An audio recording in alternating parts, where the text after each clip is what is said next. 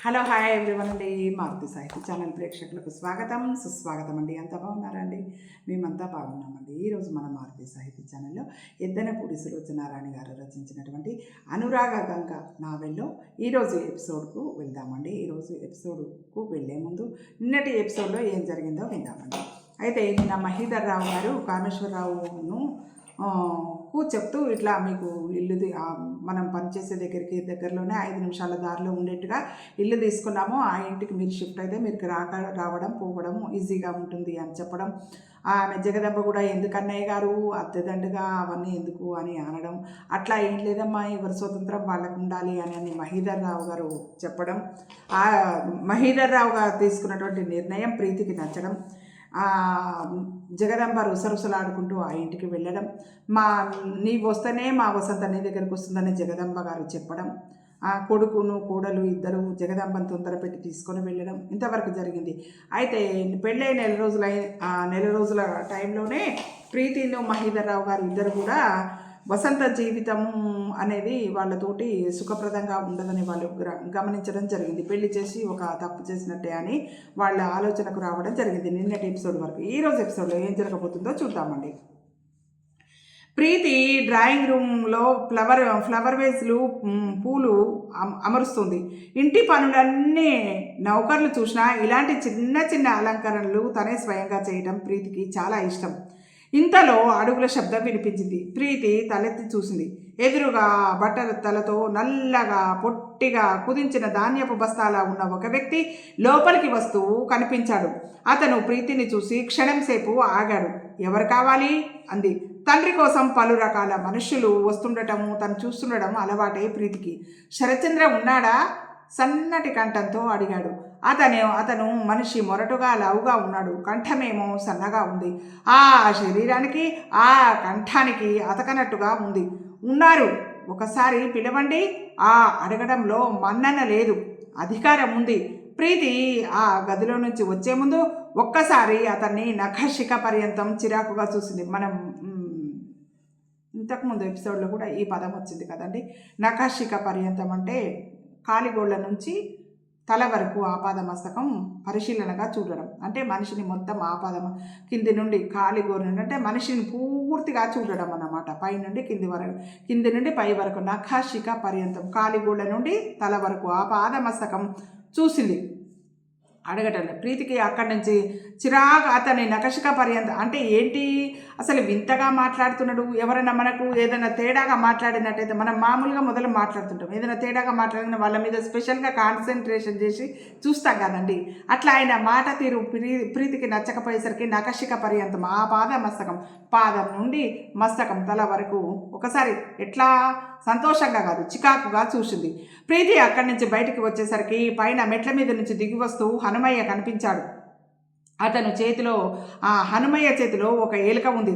దాని తోక పుచ్చుకొని బడవకానా ఇంట్లో చేరి నువ్వు నన్ను తిప్పలు పెడతావుటే అని దానితో మాట్లాడుతున్నాడు. మనకు తెలుసు కదా, హనుమయ్య వస్తువులతోటి, ఇంట్లో ఉండే పిల్లులతోటి, ఎలుకలతోటి, చెట్లతోటి, చేమలతోటి అన్నిటితోటి మాట్లాడే అలవాటు హనుమయ్యకుందని. అలాగే ఎలుక ఇంట్లో దూరి ఇబ్బంది పెట్టడం వల్ల ఆ ఎలుకను పట్టుకొని ఆ తోక పట్టుకొని బడవకానా ఇంట్లో చేరి నువ్వు నన్ను తిప్పలు పెడతావుటే అని దానితో మాట్లాడుతున్నాడు. హనుమయ్య, శరత్ గారితో ఎవరు వచ్చారని చెప్పు అంది. అలాగే ఎలుకను పుచ్చుకొని లోపలికి వెళ్ళాడు. కొద్దిసేపు అయిన తర్వాత శరత్చంద్ర కిందికి దిగి వచ్చాడు. ప్రీతి పక్క గదిలో తండ్రి ఆఫీస్ రూమ్లో సోఫాలని కవర్లని పనికుర్రాడి సాయంతో మారుస్తుంది. అవతల డ్రాయింగ్ రూమ్లో నుంచి మాటలు సుస్పష్టంగా వినిపిస్తున్నాయి. Good morning. వచ్చిన లావాటి అతను కంఠం కీచుగా వినిపించింది. మీరెవరు? నా పేరు భుజంగరావు, మీతో మాట్లాడాలని వచ్చాను, చెప్పండి. శరత్చంద్ర కంఠం కరుకుగా, మాటని త్రుంచినట్టుగా ఉంది. ఇక్కడికంటే ఇంకెక్కడికైనా, అలా బజార్లో ఏ హోటల్కైనా అని భుజంగం నసిగాడు. ఇక్కడేమీ అభ్యంతరం ఉండదు, మీరు చెప్పవచ్చు. ఏం కావాలి? మా సేఠు మిమ్మల్ని కలవమన్నారు. ఏ సేఠు? చిదంబరం గారు. ఓహో, ఆ కంఠం ఆ వ్యక్తి బాగా తెలిసినట్టుగా ఉంది. నేను ఫోన్లో మాట్లాడానుగా, మళ్ళీ ఏమిటిట ఈసారి శరత్చంద్ర కంఠంలో చాలా చిరాకు ధ్వనిస్తోంది. అంతలోనే మళ్ళీ ఏమిటది గద్దించినట్టుగా వినిపించింది. సేటు తమకి ఇమ్మన్నారు, ఇప్పటికీ 50,000 ఉంచమన్నారు. కేసు మీరు వదిలేస్తే ఇంకో 1,00,000 ముట్ట చెప్తానన్నారు. మీరు డబ్బు ఎక్కడ ఎప్పుడు ఎలా అప్పచెప్పమంటే అలా అప్పచెప్తామని చెప్పారు. ముందు ఆ డబ్బు అక్కడి నుంచి టేబుల్ మీద పెట్టాడు. ఓ కంఠంలో పొంగి వస్తున్న కోపం కనిపిస్తుంది. సేట్ అన్నారు, నేను చెప్పింది వినిపించిందా? డబ్బు ఇంకా కావాలంటే షడప్, ఇంకా వెళ్ళు, ఇలాంటి వెర్రి మర్రి ప్రయత్నాలు చేయవద్దని చెప్పు, వెళ్ళు. అది కాదు, వెళ్ళమన్నానా? ఇంకా నేను మాట్లాడేది లేదు, ఆ కాగితం నేను చూపించేది లేదు, వెళ్ళు. డబ్బు రూపంగానే కాకుండా ఇంకే రూపంగానైనా కావాలంటే అని నసిగాడతను.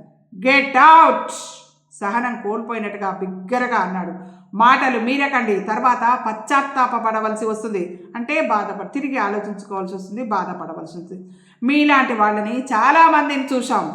అతని మాటల్లో మర్యాద అర్థింపుపోయి తిరస్కారం, అవమానం పెళ్ళిబుకిరాయి. మర్యాదగా వెళ్ళు. శరత్చంద్ర కంఠంలో బిగబట్టిన ఆవేశం కనిపిస్తుంది. అతను వెళ్ళిపోయిన ధ్వని వినిపించింది. ప్రీతికి అక్కడ తను ఉన్నట్టుగా, ఆ సంభాషణ అంతా తను విన్నట్టుగా అతనికి ఉనికి తెలియజేయాలనా వద్దా అనే అనుమానం వచ్చింది. ఇంతలో శరత్చంద్రయ్య అక్కడికి వచ్చాడు. అతను సరాసరి వచ్చి అక్కడ టీపాయ్ మీద ఉన్న పేపర్ తీసుకొని వెళ్ళిపోబోతూ కిటికీకి పరదాలు ఎక్కిస్తున్న ప్రీతిని చూశాడు. ప్రీతి అతను చూడగానే నవ్వింది. అతను కూడా నవ్వాడు. అతని ముఖంలో ఇప్పుడు కాస్త చిరాకు పోయింది. ఆ కళ్ళు ప్రశాంతంగా ఎప్పటిలాగానే ఉన్నాయి. మీరు ఇక్కడే ఉన్నారా అన్నాడు. అవును, మీ కేకలు కూడా విన్నాను. ఎవరతను? నేను ఒక కేసు చూస్తున్నాను, సుస్రత్ బేగం అని, ఒక పెద్దావిడ. పాపం ఆవిడ కొడుకులు కూతుళ్ళు అమెరికాలో ఉన్నారు. ఆవిడకి వజ్రాలు పచ్చలు పొదిగిన నగలు ఉన్నాయి. అవి దాదాపు 80 లక్షలు చేస్తాయి. బ్యాంకు లాకర్లో దాచుకుంది. నగలుగానే ఉన్నాయి. ఒకసారి అవి తీసుకొని అవసరానికి అందులో ఒకటి అమ్మబోయింది. అవి నకిలీ నగలని, అవి ఇమిటేషన్ రాళ్ళని తేలింది. ఆవిడ బ్యాంకు వారిపైన కేసు పెట్టింది. ఆచూకీ తీస్తే మేనేజరు లాకర్లు తీసే క్లర్క్తో కుమ్మక్కై వాటిని కాజేసి, వాటిని ఫోటోలు తీయించి, నకిలీ వాటిని చేయించి, అసలువి కాజేసి వాటిని వీటి స్థానంలో ఉంచాడని తేలుతోంది. సుస్రత్ బేగం కేసు నేనే వకాల్తా తీసుకున్నాను. ఆవిడ దగ్గర ఈ నగలు ఎంత బంగారంతో, ఎంత ఖరీదైన పచ్చలు డైమండ్స్తో ఎవరి దగ్గర చేయించిందో నిజాం నాటి కాగితము ఒకటి ఉంది. అది ఆమెకి పెద్ద ఆధారం. ఆ కాగితం వీళ్ళు కొనేయాలని చూస్తున్నారు. దానికోసం ఎన్ని తిప్పలు పడుతున్నారో. ఆ కాగితం కోసం ఆవిడ ఇంట్లో పని మనిషి చేత దొంగతనం కూడా చేయించారు. చివరికి నా దగ్గర ఉందని ఎలా తెలిసింది. నా వెంట పడ్డారు. నిన్న ఆయన ఫోన్ చేశాడు. నేను అందులో మాట్లాడేదేమీ లేదని చెప్పాను. ఈరోజు మనిషికి డబ్బు ఇచ్చి పంపించాడు. ఇక్కడితో వదలరు. ఈ కేసు తీర్పు చెప్పే వరకు నన్ను వెంటాడుతూనే ఉంటారు. అసలు ఈ కాగితం ఒకటి ఉందని రాఘవయ్య గారికి, ఆ బేగంకి తప్ప ఇంకెవరికీ తెలియదు. రాఘవయ్య గారి జూనియర్ ఒకడు ఈ వార్త అవతల వాళ్ళకి చేరవేశాడు అనుకుంటాను. ఈ కాగితము ఆయన దగ్గర నుంచి ఎత్తుకుపోవాలనే ప్రయత్నం కూడా జరిగింది. కానీ రాఘవయ్య గారు తెలివిగా ఒక చోట దాచారు. పినాకపాణి గారు బేగంతో మాట్లాడి ఆ కాగితం నాకు అప్పగించారు. పినాకపాణి గారంటే బేగంకి చాలా గురి అన్నాడు. ఇందులో చిక్కేమిటంటే ఈ కేసుని కోర్టుకి అప్పచెప్పిన పోలీసు అధికారి వాళ్ళకి బంధువు అయిపోయాడు. ఆయన బలం చూసుకొని వాళ్ళు చాలా ధీమాపోతున్నారు. అవి అసలు నకిలీ నగలేనని, సుస్రత్ బేగం ఈ దగా చేసిందని రుజువు చేయాలని తాపత్రయపడుతున్నాడు. ఈ మేనేజరు మెడ్రాస్లో ఒక కంసాలిని కొన్ని నగలు చేయించాలని తమ అత్తవారింట్లో ఉండవలసిందిగా కోరుతూ వ్రాసిన ఉత్తరం కూడా మాకు చిక్కింది. అతను అక్కడ 4 రోజుల పాటు ఉన్నాడు. ఈ సాక్ష్యాలు బలంగా ఉన్నాయి. అబ్బా, పెద్ద గొడవే సుమా అంది. అతను నవ్వాడు. ప్రీతి స్నానం చేసి వచ్చి జడ అల్లుకుంటుంది. వసంత వచ్చింది. వస్తూనే ప్రీతిని కౌగిలించుకుంది. అరెరే, ఏమిటి ఇలా ప్రొద్దున్నే వచ్చేశావు అంది. ప్రీతి కూడా వసంతని హత్తుకుంటూ. నిన్ను చూడాలనిపించింది, వచ్చేశాను అంది వసంత. బాగుంది, కబురు చేస్తే కారు పంపించేదాన్ని కదా. నీకు కబురు చేసి డ్రైవర్కు వీలయ్యి కారు వచ్చి నన్ను ఇక్కడికి తీసుకువచ్చే వరకు నేను ఆగలేను అనిపించింది. అందుకే వచ్చేశాను అంది. చాలా మంచి పని చేశావు. నేను ఈరోజు లేవగానే నిన్ను గుర్తు చేసుకున్నాను. వసంత కనిపించి 3 రోజులు అవుతుంది. భర్త గారి ప్రేమలో పడి నన్ను మర్చిపోయిందా ఏమిటి అనుకున్నాను. నేను నిన్ను మర్చిపోతానా వదినా? వసంత కళ్ళల్లో గిర్రిన నీళ్లు తిరిగాయి. అరెరే, అదేమిటి, నేను ఊరికేనే అన్నాను అంది ప్రీతి కంగారు పడుతూ. నన్ను చూడడానికి నువ్వు రాకూడదా ఏమిటి? నిష్ఠూరంగా అంది వసంత. రావాలనే ఉంటుంది సుమా. నిన్న మధ్యాహ్నం అయితే అస్సలు తోచలేదు. నీ దగ్గరికి వద్దామని బయలుదేరి కూడా మళ్ళీ ఆగిపోయాను. ఎందుకంటే మీ అత్తగారు ఆడపడుచులు ఉన్నారే. ప్రీతి భుజాలు కదిపింది. బాప్రే, వాళ్ళంటే నాకు భయం. వాళ్ళని వదిలించుకోవాలంటే మనకి పట్టిన జలగని పీకటం ఎలా ఉంటుందో. జలగ అంటే బాగా పట్టేసి ఎంత మనం పీసిన అది రక్తం పీలుస్తుంది. దాన్ని విలువడం మన ఒంటికి పడితే తీయడం చాలా కష్టంగా, అందుకే జలగలాగా పట్టుకుంటామేంటి అంటారు. ప్రీతి భుజాలు కలిపింది. బాప్రే, వాళ్ళంటే నాకు భయం. వాళ్ళని వదిలించుకోవాలంటే మనకి పట్టిన జలగని పీకటంలా ఉంటుంది. ఆ జలగ పట్టి రక్తం పీలుస్తూనే ఉంటుంది. దాన్ని పీకడం అనేది చాలా కష్టమైన పని. వీళ్ళని వదిలించుకోవడం కూడా చాలా కష్టమైన పని. ప్రీతి వసంత గడ్డం పట్టుకుంటూ, ఏమ్మా మీ వాళ్ళని అంటున్నానని కోపమా అంది. లేదు వదినా, నాకు మీ తర్వాతే ఇంకెవరైనా దగ్గర వాళ్ళు. ప్రీతి వసంతని చేయి పట్టుకుని తీసుకువచ్చి మంచం మీద కూర్చోబెట్టింది. చెప్పు, ఏమిటి విశేషాలు అంది. విశేషాలే ఏం లేవు. మీ అత్తగారు వాళ్ళు ఎలా ఉన్నారు? బాగానే ఉన్నారు. వాళ్ళకి నువ్వు నన్ను చూడడానికి రాలేదని కోపం. అవునులే, నేను వస్తే గానీ ఆవిడ నోటికి పని ఉండదుగా. అవునా? వసంత తల ఊపింది. వాళ్ళు ఈ ఊరు నుంచి ఇక వెళ్ళరన్నమాటేగా ప్రీతి అడిగింది. వసంత వెళ్ళరు అన్నట్టు తల ఊపింది. పద, క్రిందికి వెళ్ళి టిఫిన్ తిందాం. ప్రీతి వసంత చేయి పట్టుకొని లేచింది. ఇద్దరు కిందికి వచ్చారు. మహీధర్ రావు గారు వసంతని చూడగానే, నువ్వెప్పుడొచ్చావమ్మా అన్నారు. ఇప్పుడే మామయ్య అంది. కామేశ్వరరావుని కూడా తీసుకురాకపోయావా? ఆయనని రమ్మన్నాను, రాలేదు. ఆయన నిట్టూర్చారు. అతను నాతో కూడా ఆఫీస్లో సరిగ్గా మాట్లాడటం లేదమ్మా. వేరే ఇంటికి పంపానని చాలా కోపంగా ఉన్నట్టుంది. వర్కర్స్తో వెళ్ళి కూర్చుంటాడు. వాళ్లలో ఒకడిగా అన్నట్టుగా వ్యవహరిస్తూ ఉంటాడు. అతనికి అలా చేయొద్దని చెప్పమ్మా అన్నాడు మహీధర్ రావు గారు వసంతతో. వసంత తలదించుకుంది. మహీధర్ రావు గారు పని మీద వెళ్ళారు. ప్రీతి వసంతని, ఈరోజు నువ్వు మీ ఇంటికి వెళ్ళడం లేదు అంది. ఎందుకని? సాయంత్రం రవీంద్ర భారతిలో గోపీకృష్ణ డ్యాన్స్ ఉంది, మనం వెళ్తున్నాం. డాడీ రానన్నారు. ఆయనకి పని ఉందిట. ఏమిటి, వెళ్దామా? ఒక్కరోజు మీ పతిదేవుడిని వదిలి ఉండగలవా లేదా? తమాషా చేసింది ప్రీతి. ప్రోగ్రాం అయిన తర్వాత ఇంటికి వెళ్ళిపోతాను అంది వసంత. సరే బాబు, నీ ఇష్టం అంది ప్రీతి. సాయంత్రం ప్రోగ్రాం అయిన తర్వాత ప్రీతి వసంతని వాళ్ళ ఇంటి దగ్గర దింపింది. నే వెళ్తాను అంది. వదిన, ఇంట్లోకి రాకూడదా? రాకుండా అలా వెళ్తే బాగుండదు కదా వదిన, లోపలికి రావచ్చుగా అంది వసంత. ప్రీతి కారు దిగి వచ్చింది. వసంత కాలింగ్ బెల్లు నొక్కింది. తలుపులు తెరుచుకున్నాయి. ధుమధుమలాడుతూ జగదంబ గారు ముఖము ఎదురైంది. ఏమే ఇప్పుడా? ఇంకా ఏదో అనబోయిన ఆవిడకి ప్రక్కనే ఉన్న ప్రీతిని చూసి టక్కన ఆగిపోయింది. నమస్కారం అండి, బాగున్నారా? ప్రీతి నవ్వుతూ అడిగింది. బాగానే ఉన్నామమ్మా అంది. ఆవిడ ప్రీతిని లోపలికి రమ్మనమనలేదు, కూర్చోమని కూడా అనలేదు. వసంత తనే కూర్చోవదినా అంది.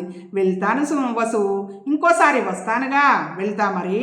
ప్రీతి జగదాంబ గారికి కూడా చెప్పి వెళ్ళింది. ఇంతలో లోపలి గదిలో పడుకున్న కామేశ్వరరావు లేచి వచ్చాడు. ప్రీతిని కారు వరకు సాగనంపి వచ్చింది వసంత. ఏమే ఇప్పుడా రావటం అంది జగదాంబ. ఎక్కడికో వెళ్ళి వచ్చినట్టుంది అంది కూతురు. వసంత కట్టుకున్న చీరని ఆ అమ్మాయి కళ్ళు ఈర్షగా ఎగాదిగా చూస్తున్నాయి. వసంత తలదించుకొని లోపలికి వెళ్ళబోయింది. ఎక్కడికి వెళ్ళావు? కామేశ్వరరావు గద్దించినట్టుగా అడిగాడు. రవీంద్ర భారతికి డ్యాన్స్ ప్రోగ్రాం ఉంటేను వసంత నసిగినట్టుగా అంది. డబ్బు అడిగి తెచ్చావా? వసంత జవాబు చెప్పలేదు. క్రిందకి చూస్తూ నిలబడింది.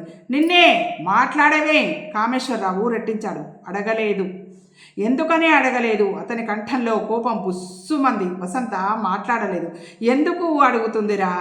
దానికి మనం ఇబ్బందులు పడుతుంటే పట్టిందా? మనం పరాయి వాళ్ళమేగా.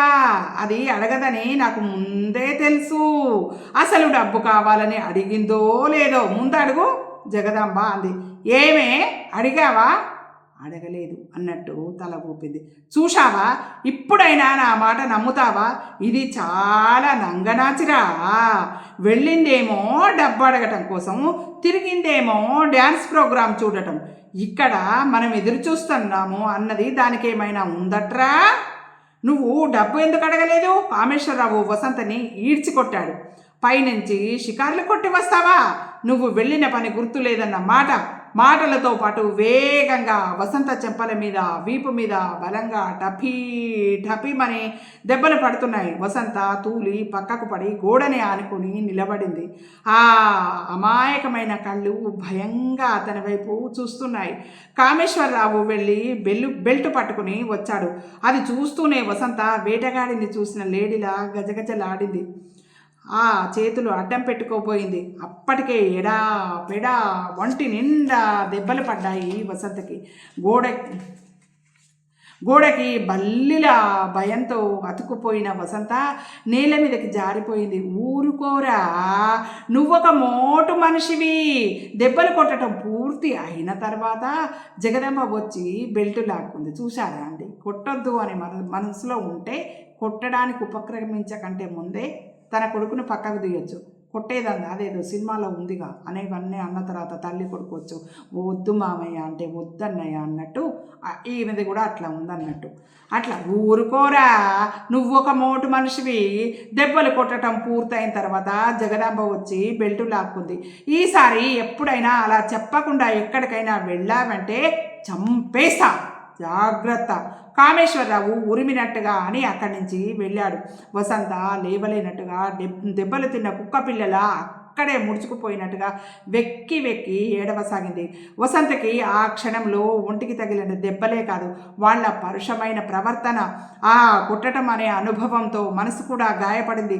వసంతకి నానేవాళ్ళు లేకపోయినా మహీధర్రావు గారి పెంపకంలో ప్రీతితో పాటు సమానంగా అపురూపంగా పెరిగింది. ఎవరైనా తిట్టడం కానీ కొట్టడం కానీ వసంతకి తెలియవు అసలు. వీళ్ళు వసంత ఇక్కడికి వచ్చినప్పటి నుంచి సూటి పోటీ ఏదో ఒకటి అంటూనే ఉన్నారు. వసంతకి వాళ్ళ ధోరణి అర్థమైపోయింది. ఏదో ఒక సాకుతో మహీధర్రావు గారి దగ్గర డబ్బు గుంజాలి, దానికి తనని సాకుగా వాడుకుంటున్నారు. లేని బాధలు చెప్పి ఆయనను డబ్బు అడిగి తీసుకురమ్మంటారు. వసంతకి అది చేత కావటం లేదు. వసంతకి ఎప్పుడు నోరు తెరిచి ఇది నాకు కావాలి అని అడగటం అలవాటు లేదు. తను అడగకుండా ఆయనే ఇస్తారు. ఏదైనా ఎవరినైనా అడగాలి అంటే వసంతకి పాపం ప్రాణం మీదకి వచ్చినట్టుగా ఉంటుంది. మహీధర్రావు గారి ముందు అబద్ధాలు చెప్పి డబ్బు అడగటం అనేది వసంత వల్ల కాని పని. వాళ్ళు పోట్లాడతారని వసంతకి తెలుసు. అయినా సరే వాళ్ళ ముందు అలా అడిగే కంటే వీళ్ళ చేత ఈ బాధలు పడటమే నయమనిపించింది వసంతకి. ప్రీతి ఎంతో హుషారుగా ఇంటికి వచ్చింది. చేతిలో బ్యాగు టేబుల్ మీద పడేసి జడలో పూలు తీసి పక్కన పెడుతున్న ప్రీతి ఒక్క నిమిషం ఆగిపోయింది.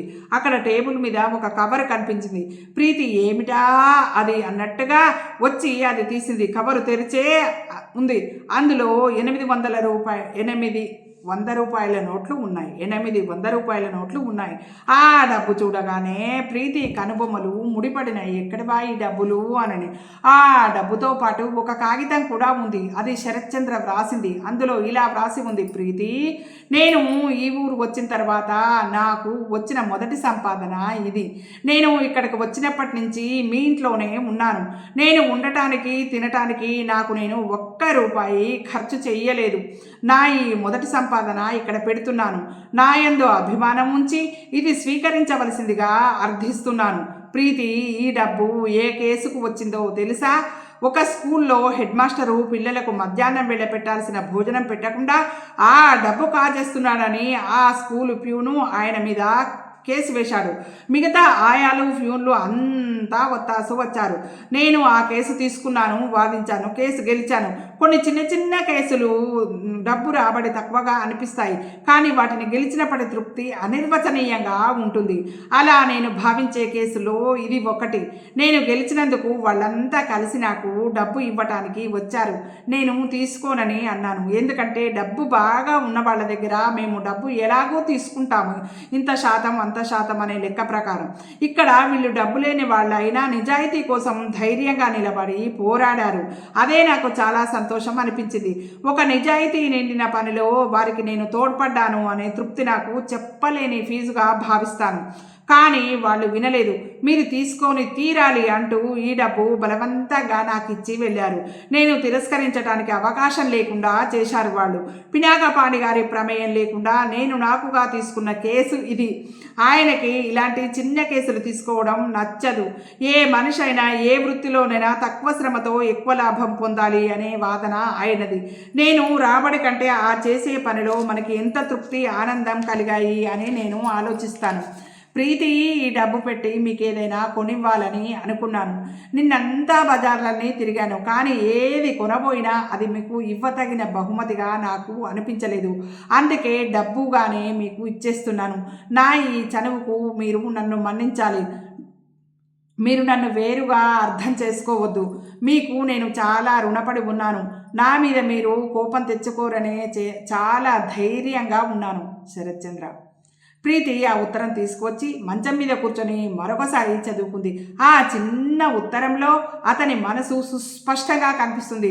అతని మొహమాటం, డబ్బు ఇవ్వాలనే ఆరాటం, మళ్ళీ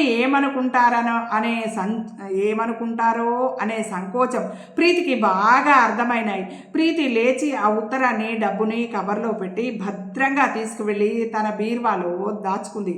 కొద్దిసేపు అయిన తర్వాత ప్రీతి వచ్చి శరత్చంద్ర గది తలుపు తట్టింది. అతను వచ్చి తలుపు తీశాడు. ఎదురుగా ప్రీతి నిలబడి ఉంది. గుమ్మం బయట ప్రీతి, గుమ్మం లోపల అతను. ఒక్క క్షణం అలాగే నిలబడి ఒకరిని ఒకరు పరీక్షగా చూసుకున్నారు. ఏమిటి అలా చూస్తున్నారు అంది ప్రీతి. మీరు ఎలా ఉన్నారా అని. అంటే కోపంగా ఉన్నారా, శాంతంగా ఉన్నారా అని. ప్రీతి నవ్వింది. ఇప్పుడు నాకు ప్రాణం కుదుట పడింది. రండి లోపలికి అతను దారి తీస్తూ అన్నాడు. ప్రీతి లోపలికి వచ్చింది.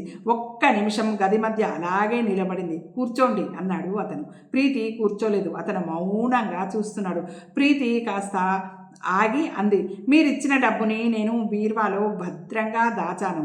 అది చెప్పడానికే ఇక్కడికి వచ్చాను. థ్యాంక్ యూ అని అతని కంఠంలో అస్పష్టంగా వినిపించింది. ఆ కళ్ళలో కృతజ్ఞత తొణికిసలాడింది. మీరు 24 గంటలు ఆ కోర్టులు, ఈ కేసులు అంటూ గడుపుతారు. మీకు విసుగనిపించదా అంది. అది నాకు నా లోకంలా అనిపిస్తుంది. ఏ మనిషికైనా తను చేసే పని మీద ఇష్టం కలగాలే కానీ విసుగు అనేది లేకుండా రోజులు, సంవత్సరాలు కూడా ఈజీగా గడిచిపోతాయి. అబ్బా, ఇక్కడ చెమట వస్తుంది. అలా ఆరుబయట కూర్చుందామా అంది ప్రీతి దారి తీస్తూ. అతను వెంట వచ్చాడు. ఇద్దరు అక్కడ హాల్కి ఉన్న గ్లాస్ డోర్ తెరిచి వరండాలోకి వచ్చారు. అక్కడ వరండాలో కుర్చీలు వేసి ఉన్నాయి. ఒకచోట అందమైన గొలుసులకి నగిషి పనితనంతో ఉన్న చెక్క ఉయ్యాల వేసి ఉంది. బయట అంతా వెన్నెలపరుచుకొని ఉంది. అక్కడ వరుసగా క్రమంగా పెట్టి ఉన్న పూల కుండీలలో ప్లాకాస్ విరగబూసి ఉన్నాయి. దూరంగా ఎక్కడి నుంచో నైట్ క్వీన్ సువాసనలు గాలిలో కలిసి తేలివస్తూ మత్తుని కలిగిస్తున్నాయి. ప్రీతి అక్కడున్న ఉయ్యాల బల్ల మీద కూర్చుంది. శరత్చంద్ర స్తంభానికి ఆనుకుని నిలబడ్డాడు.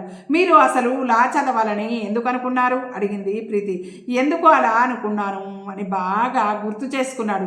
నా చిన్నప్పుడు ఒకసారి నేను చేయని దొంగతనం నాకు అంటగట్టారు. నేను ఉన్న వాళ్ళ ఇంట్లో డబ్బు పోయి నేను ఉన్న వాళ్ళు ఎవరింట్లో అయితే నేనున్నానో వాళ్ళ ఇంట్లో డబ్బు పోయింది. నేను ఆ డబ్బుని తీయలేదు. ఆ ఇంటి ఆయన నేనే తీశానని అన్నాడు. నాకు వాళ్ళని చంపేయాలన్నంత కోపం వచ్చింది. ఆ ఇంటి ఆవిడ నన్నంతవరకు బాగా చూసేది. ఆవిడ నన్ను ఇంట్లోంచి ఎప్పుడైతే డబ్బు పోయిందనే దొంగతనం నా మీద పెట్టారో అప్పుడు నన్ను ఇంట్లోంచి వెళ్ళగొట్టింది. నాకు నిద్ర పట్టలేదు. రోషం వచ్చింది. నేను దొంగతనం చేయలేదని రుజువు చేసుకుంటే తప్ప బ్రతకలేను అనిపించింది. అదే వీధిలో ఒకలా చదువుతున్న కుర్రాడు ఉన్నాడు. అతనికి నేను రోజు హోటల్ నుంచి కాఫీ, టిఫిన్ తెచ్చిపెట్టేవాడిని. అతని గదిలో ముడుచుకుని కూర్చున్న నన్ను, ఏమిటి శరత్ స్కూల్కి వెళ్ళవా అని అడిగాడు. నేను జరిగింది చెప్పాను. అతను నవ్వాడు. అతను అప్పుడు ఒక మాట చెప్పాడు. ఏదైనా మన మీద అపనింద పడింది అనుకో, దీనంగా ముఖం పెట్టుకొని కూర్చోకూడదు. మనం ధైర్యంగా దాన్ని ఎదుర్కోవాలి. మనం ఎలా బతకాలి అంటే చూసే వాళ్ళకి ఆ నిందగిట్టని వాళ్ళు వేసింది అయి ఉంటుంది. అతను అలాంటి వాడు కాదు అనిపించేలా ప్రవర్తించాలి. నీకు చేతనైతే ఆ డబ్బు ఎవరు తీశారో ఆరా తీయి. రుజువు చేయగలిగితే చెయ్యి, లేకపోతే నా తప్పేం లేదు అని ధైర్యంగా తిరుగు. నువ్వు దొంగతనం చేయనప్పుడు ఎందుకు నీకు భయం అంటూ నచ్చజెప్పాడు. నా మీద ఆ మాటలు చిత్రంగా పనిచేశాయి. నేను ధైర్యం తెచ్చుకున్నాను. మళ్ళీ ఆ ఇంటికి వెళ్ళాను. ఆ ఇంటి ఆయన ఆ డబ్బులు తీసి గుర్రపు పందాల్లో ఓడిపోయాడు. అది తెలుసుకొని నేను ఆవిడకి చెప్పాను. ఆవిడ భర్త మీద విరుచుకుపడింది. ఆయన వెంట వచ్చిన వాళ్ళు కూడా ఆయన డబ్బు ఓడిపోయిన సంగతి చెప్పారు. ఆవిడ నాకు అన్నం పెడుతూ, శరత్, పెద్దదాన్ని, తొందరపడి ఏదో అన్నాను, ఏమీ అనుకోకుండా ఆయన అంది. ఆ సంఘటన చాలా చిన్నది, అతి సాధారణమైంది, కానీ నా మనసులో మాత్రం బాగా నాటుకుపోయింది. నాకు ఆ సలహా చెప్పిన కుర్రాడు లా చదువుతున్నాడు కాబట్టే నాకు అంత మంచి సలహా ఇచ్చాడు అనే నమ్మకం కలిగింది. అది ఊహ తెలియని పసి మనసు ఏర్పరచుకునే నమ్మకం. తర్వాత పినాకపాణి గారి దగ్గర పనికి వచ్చాను. ఆయనది న్యాయవాద వృత్తి. అలా పుస్తకాలు తుడుస్తూ వాటిని చేతితో తాకేవాడిని. నా మనసు ఆనంద పరవశత్వంతో నాట్యం చేసేది. ఎప్పటికైనా నేను వాటిని నా స్వయం కృషితో కొనుక్కుని నా సొంతంగా ఏర్పరచుకోవాలి అనుకునేవాడిని. ఈ ప్రపంచంలో నాలాగా ఎందరో అన్యాయంగా ఆరోపణలకి గురి అవుతూ ఉంటారు. నాకు తెలిసినంత వరకు వారికి న్యాయం చేయాలి అనుకునేవాడిని. అతని మాటల్లో ఎప్పుడు వాళ్ళు వీళ్ళు అనే అనామకుల ప్రసక్తే ఉంటుంది. మీకు అసలు ఎవ్వరు లేరా అని అడిగింది ప్రీతి. ఎక్కడో దూరపు బంధువులు ఉన్నారు, వారి సంగతి నాకు పట్టదు. నేనేం చేస్తున్నానో ఎక్కడున్నానో నా సంగతి వాళ్ళకు పట్టదు. మీరు బాగా డబ్బు పేరు సంపాదించుకోండి, వాళ్ళే మిమ్మల్ని వెతుక్కుంటూ వస్తారు. నాకు డబ్బు మీద కానీ పేరు మీద కానీ ఆశ లేదు, దృఢచిత్తంతో అన్నాడు. ప్రీతి చిత్రంగా చూసింది. మరి దేని మీద ఆశ ఉంది? శాంతి నిండిన జీవితం కావాలి నాకిప్పుడు 28 సంవత్సరాలు. బుద్ధి తెలిసినప్పటి నుంచి ఎవ్వరికీ చెందకుండా ఒంటరిగా ఏకాకిగా పెరిగాను. నాది అనే చిన్న ఇల్లు, అందులో నా చిన్న కుటుంబం, నా కోసం వాళ్ళు, వాళ్ళ కోసం నేను. స్థిమితంలోనే మనిషికి చాలా సుఖం ఉందని చాలామందికి తెలియదు. అనవసరంగా జీవితాన్ని సందడిమయం చేసుకుని ఉన్న సుఖం పోగొట్టుకుంటారు. అతని కంఠం అదొక కమ్మటి కళ గురించి మాట్లాడుతున్నట్టుగా వినిపించింది ప్రీతికి. మీరు చాలా పేరుగల లాయరు అవుతారని డాడీ అంటున్నారు. చిత్తశుద్ధితో పనిచేసే ఏ వ్యక్తి పేరు గురించి పట్టించుకోడు. ఎవరు మెచ్చినా మెచ్చుకోకపోయినా వారికి ఆ పని చేయటంలోనే ఆనందం, తృప్తి కలుగుతాయి. అది నిజమే అనుకోండి అంది ప్రీతి. మీరు ఏమీ అనుకోనంటే ఒకటి అడగండి. రేపు సాయంత్రం హోటల్ బంజారాలో నుస్రత్ బేగం పార్టీకి పిలుస్తున్నారు. ఆవిడ కేసు గెలిచాం కదా, ఆ పార్టీకి నేను వెళ్ళాలి. చాలామంది ఆడవాళ్ళు వస్తారట. ఆడవాళ్ళకి సంబంధించిన పార్టీలు అంటే నేను సాధారణంగా వెళ్ళను, కానీ వెళ్ళకపోతే ఆవిడ ఊరుకునేటట్టుగా అనిపించడం లేదు. మీరు వస్తానంటే? ప్రీతి అతని సంశయం చూసి కిలకిలా నవ్వింది. ఏంటండి మీ మొహమాటం? మీకు పార్టీకి వెళ్ళేందుకు తోడు కావాలి అంతేగా, ఆ మాట స్పష్టంగా చెప్పొచ్చుగా అంది. అతను నవ్వుతూ అంతే సుమా అన్నట్టుగా చూశాడు. వస్తాను, సరేనా? ఇంతకీ ఆ పార్టీ ఎన్ని గంటలకి? 6 గంటలకు మొదలై 8 గంటలకు అయిపోతుంది. అయితే పర్వాలేదు. ఏ రాత్రి 9 గంటలకో మొదలయ్యి 12 గంటల దాకా అయితే మాత్రం రాలేను. నేను అస్సలు మిమ్మల్ని పిలిచేవాడిని కాదు. ప్రీతి ఉయ్యాల మీద నుంచి లేచి వచ్చి పిట్టగోడ దగ్గరికి వచ్చి చేతులు ఆనించి క్రిందకు చూస్తూ, వసంత, నేను ఇక్కడ ఒక్కోసారి రాత్రి 12 గంటలు అయ్యే వరకు కబుర్లు చెప్పుకుంటూ కూర్చునే వాళ్ళం అంది, గుర్తు చేసుకుంటున్నట్టుగా వసంతని. వసంత వెళ్ళిపోయింది.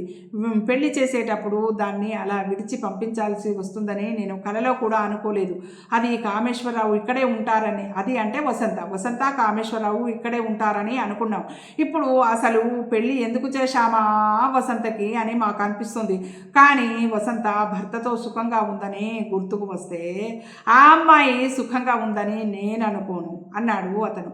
ప్రీతి చటుక్కున అతని వైపు ఆశ్చర్యంగా చూసింది. ఎందుకలా అంటున్నారు? ఎందుకో మరి నాకు అలా అనిపిస్తుంది. ఆ కామేశ్వరరావు తల్లి మాట జవదాటని సుపుత్రుడు అని తెలుస్తోంది. ఆ జగదాంబని చూశారు కదా, ఆవిడ లాంటి మనిషికి చుట్టుపక్కల ఉన్నవాళ్ళు ఎవ్వరూ సుఖపడేలా చెయ్యదు. తన చుట్టుపక్కల ఉన్న వాళ్ళను ఎవరిని సుఖంగా ఉండనివ్వదు జగదాంబ అని నాకు నమ్మకం. వసంత సుఖంగానే ఉంది. అక్కడ బాధలుంటే ఒక్క క్షణం కూడా ఉండదు, పారిపోయి వచ్చేస్తుందిగా. ఈరోజే వచ్చింది. బాధలుంటే నా దగ్గర ఏది దాచదు. పెళ్ళి అయిన తర్వాత ఆడపిల్లల్లో దాపరికం వస్తుంది. వసంత అలాంటిది కాదు, దృఢంగా అంది ప్రీతి. పొద్దుపోయింది, వెళ్దామా అన్నాడు అతను. ప్రీతి పిట్టగోడ దగ్గర నుంచి కదిలి వచ్చింది. ప్రీతి హాల్లోకి వచ్చింది. శరత్చంద్ర గ్లాస్ తలుపు మూసి వచ్చాడు. గుడ్ నైట్ అంది ప్రీతి. ప్రీతి గదిలోకి వచ్చి పడుకుంది. వసంత వెళ్ళినా శరత్చంద్ర ఉన్నాడు కాబట్టి తనకంతగా ఒంటరితనంగా అనిపించటం లేదు అని అర్థమైపోయింది ప్రీతికి. ఇది ఈరోజు ఎపిసోడ్ అండి. ఈ ఎపిసోడ్ మీకు నచ్చినట్టయితే లైక్ చేయండి, షేర్ చేయండి. మన మారుతి సాహితీ ఛానల్ని సబ్స్క్రైబ్ చేయండి. మనందరం ఆనందంగా, ఆరోగ్యంగా, సుఖంగా ఉండాలని, సంతోషంగా ఉండాలని మనస్ఫూర్తిగా కోరుకుంటున్నానండి. మీ అందరి ఆశీస్సులు, ప్రేమ, ఆదరాభిమానాలు మన మారుతి సాహితీ ఛానల్కి వెళ్ళేలా ఉండాలని మనస్ఫూర్తిగా కోరుకుంటున్నానండి. రేపటి ఎపిసోడ్లో మళ్ళీ కలుసుకుందామండి. ఉంటానండి, మీ మారుతి సాహితీ ఛానల్.